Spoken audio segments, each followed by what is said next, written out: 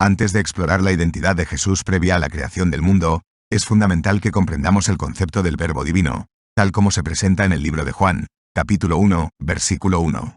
En este pasaje, nos enfrentamos a uno de los pasajes más enigmáticos y profundos de la Biblia. En el principio era el Verbo, y el Verbo estaba con Dios, y el Verbo era Dios. Aquí, el término «verbo» se refiere a Jesucristo, el Hijo de Dios. Sin embargo, surge la intrigante pregunta de cómo puede ser tanto el Verbo como estar con Dios al mismo tiempo. Para desentrañar esta compleja cuestión, es imperativo que comprendamos la naturaleza trina de Dios. La doctrina de la Trinidad nos enseña que Dios es una única entidad compuesta por tres personas distintas, el Padre, el Hijo y el Espíritu Santo. Esta coexistencia eterna es un misterio profundo que trasciende nuestra comprensión humana, pero que se revela a través de las Sagradas Escrituras.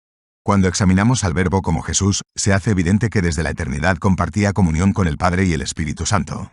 La eternidad de Jesús se manifiesta de manera destacada en el Evangelio de Juan, capítulo 8, versículo 58, donde proclama, en verdad os digo, antes de que Abraham existiera, yo soy.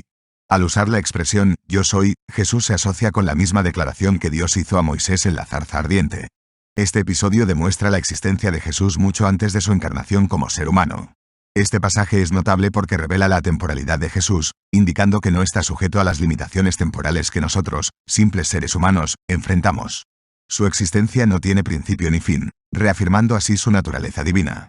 Jesús es el mismo ayer, hoy y por siempre. La creación realizada a través de Jesús se menciona explícitamente en el libro de Colosenses, capítulo 1, versículo 16. En este pasaje, nos encontramos con una verdad innegable. Porque en él fueron creadas todas las cosas, tanto en los cielos como en la tierra, visibles e invisibles, ya sean tronos, ya sean dominios, ya sean principados, ya sean autoridades. Todo ha sido creado por medio de él y para él. Esto nos deja claro que Jesús desempeñó un papel primordial en la concepción del universo y de todo lo que contiene. Este pasaje nos lleva a comprender que Jesús no es simplemente un ser creado, es el Creador mismo. Todo lo que existe fue moldeado a través de él y con su propósito en mente. Esta afirmación es profundamente impactante porque evidencia la magnitud de la persona de Jesús y su soberanía sobre toda la creación. Él no es solo un agente de la creación, sino la razón fundamental por la cual todas las cosas vinieron a existir. El consejo divino presentado en Proverbios 8, versículos 22 y 23, nos brinda un pasaje profundamente intrigante. El Señor me poseía en el principio de sus caminos, desde entonces, y antes de sus obras, desde la eternidad fui ungida. Este pasaje ha sido objeto de diversas interpretaciones a lo largo del tiempo.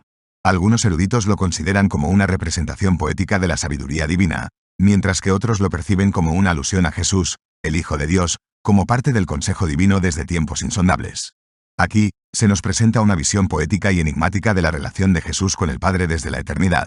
La sabiduría divina mencionada puede entenderse como un precursor de Jesucristo, que personifica la sabiduría de Dios. Al reconocer a Jesús como la personificación de la sabiduría divina, comprendemos que siempre ha existido como parte integral del plan divino para la humanidad. La profecía registrada en Miqueas también nos revela algo sorprendente sobre el origen de Jesús. En el libro de Miqueas, capítulo 5, versículo 2, encontramos estas palabras. Y tú, Belén Efrata, pequeña entre las familias de Judá, de ti me saldrá aquel que ha de ser gobernante en Israel, y cuyas salidas son desde el principio, desde los días de la eternidad. Esta profecía apunta de manera inequívoca a la eterna procedencia de Jesús, evidenciando que existía mucho antes de su nacimiento humano en Belén. Esta profecía es verdaderamente extraordinaria, ya que revela que Jesús, aunque nació en Belén como un bebé humano, es aquel cuyos orígenes se remontan a la eternidad. Su venida al mundo no marcó el inicio de su existencia, sino una manifestación divina en un momento específico de la historia humana.